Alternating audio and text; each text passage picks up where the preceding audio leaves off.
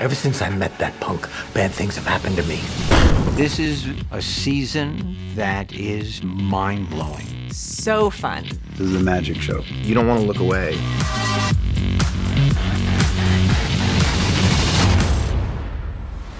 This season, Barry's very unhinged. I'm sorry! He's living a lie more than ever.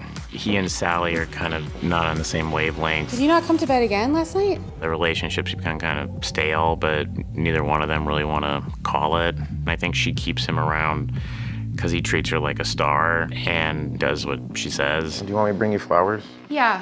If I say you can stay for lunch, just know that you can't. Sally does her big one-woman show, and she's been kind of grappling with what her truth is. And we see at the beginning of season 3 that she now has her own show, and she's the boss. Oh, hey, Natalie. Listen, I can't feel empowered as a woman if I don't bring up other women with me, so I'm so happy that you're here. I think that Natalie is completely happy for Sally. Being Sally's assistant is like what she was born to do. Oh, and can you cut up some carrots in those tiny little bites you do? Oh, you're just so good at it. Thank you. It's happiness for Sally, but it's also happiness for Natalie, because she's a part of it, even though she's not. I think Sally is very manipulative and out for herself.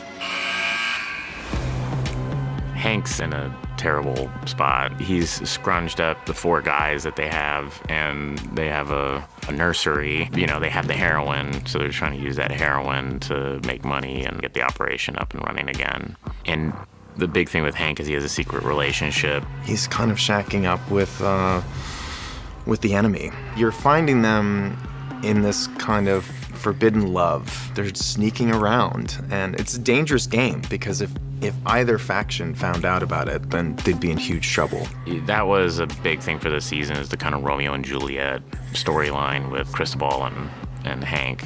And I really love those scenes. They're just wonderful together. Oh, guess we finally got interrogated by police today. How did it go? I think I aced it.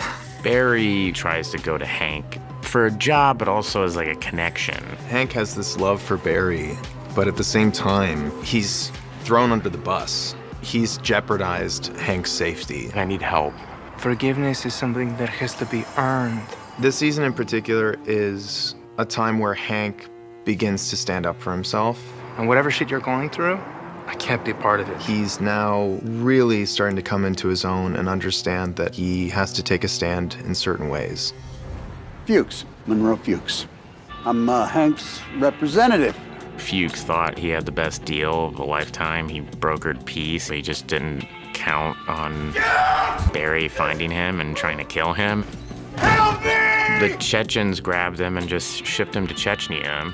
I think know how Hank actually likes Fuchs because he realizes he's a good businessman. He's a good con artist. So he's stashed him in the wilderness. He's their patsy, but the problem is he can't get over his anger towards Barry.